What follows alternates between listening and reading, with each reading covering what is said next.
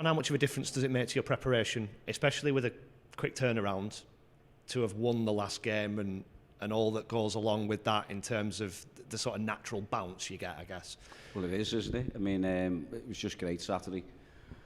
Getting the 3 points, it was just meant everything to the team, to the fans, the club, and then, you know, the dressing room and the confidence it gives you going forward now into, you know, your next training session and your preparation for Colchester. So it was massive that we won the game.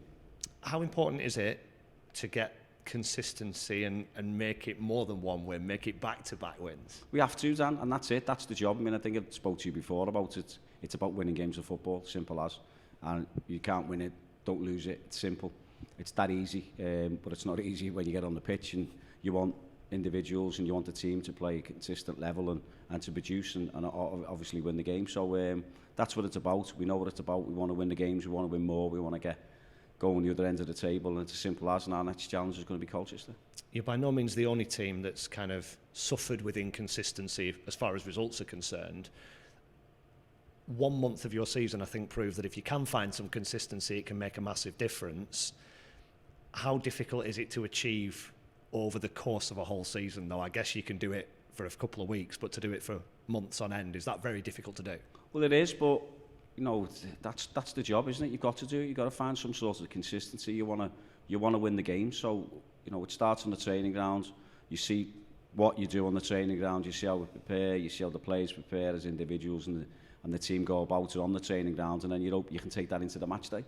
So if they can, and then they can produce what they produce on the training ground, then hopefully you take your chances and you win the game. But it is about consistency. It is about trying to do that.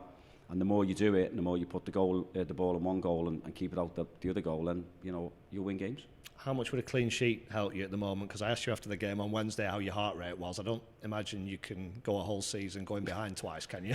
You can't, can you? But, you know, as I said on Saturday, the character, the resilience that the lads showed and togetherness, every word that you can think of was just brilliant, wasn't it? So if they can do that Saturday, we can get a clean sheet. You know, you take the clean sheet and hopefully you can put one on the back of their net and you can win the game. What have you made of Colchester? I guess we talked a bit about inconsistency.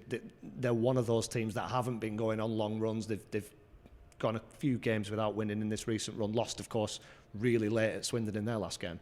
Yeah, but you know, you look at their home form. I think they drew against Doncaster. I think they beat Gillingham, and then they had another draw, I think. So their home form's not too bad. They're a good side. I think they've got some good players, really good players. So we know the job, we know the challenge, that the threat that they pose, and we've got to stop them, and we've got to impose our game on them, and hopefully that we win the game. But not hopefully, that's the plan.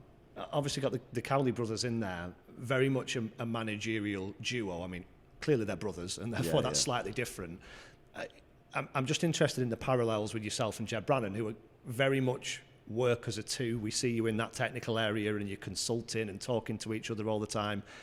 How different is it for you this season, having Jed there and it being the two of you, compared to the end of last year when you were doing it essentially on your own? Well, it's a massive relief, because when you're doing it by yourself, you know, you're thinking of everything. You're thinking of subs, you're thinking of changing things, you're thinking of what's going on behind you. You've got, it's basically, you can't do it by yourself. So, you know, bringing Jed in and bringing his skill set in, what he brings, and what we've seen before anyway, when he's been as a member of staff, the 23s coach, is brilliant for us, brilliant for me, and brilliant for the... So we work together, we're on the same page, we see, you know, what we see, and we discuss it, and, you know, that was ongoing on Saturday. We were going to change things at half time, and then we're having chats saying, well, let's get through the next 5 or 10 minutes, not let's get through, let's see if it changes slightly, and then we can put the plan in place that we spoke about at half time, and you know, that worked for us.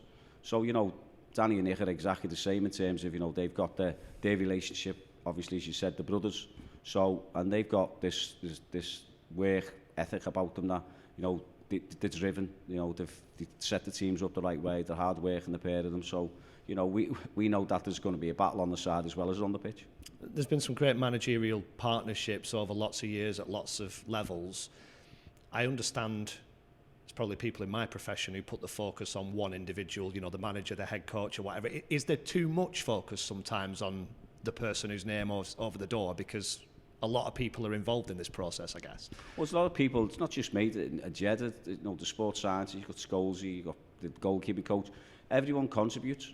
You know, the physios, John, Connor. So everyone contributes, and it's a massive team effort. But as you say, it always comes down to the head coach, the manager, whatever that is, or whatever title that is that he's the one that stands there. He's the one that obviously takes all the flack and takes all the pats on the back. But I know in the way I've always been is that the team is massive around you, and the team deserves a big pat on the back when everyone does well.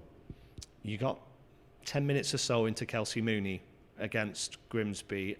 How big potentially is having him back? I know it's early days and he's probably not going to be playing 90 minutes for you, but does he give you a different kind of forward option? Definitely. You know, he's something that you can play up to. So he's powerful, he's big, strong, and you know, he has got goals in him. I think he actually scored against Colchester here, so you know, a good goal, and they've equalised late on, haven't he? So yeah, it's massive getting Kelsey back. You know, slightly obviously disappointing in terms of data with his you know, the knee issue that he's got at the minute. So getting Kelsey back's big for us. What kind of time frame is there on Costello? Because I know it's a big blow to not have him available to you. Well, I think it's about 3 weeks. And there's been a few who've been kind of on the cusp, back on the grass, back in training. I know this Christmas period means there isn't a lot of time and there's a lot of games, but how close are you to getting any more back?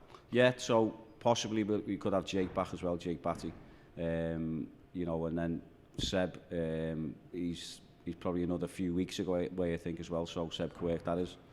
So yeah, it's starting to look, you know, a little bit promising, as I said, and the window with one or two that we can hopefully get in as well. So we'll have to see how that pans out.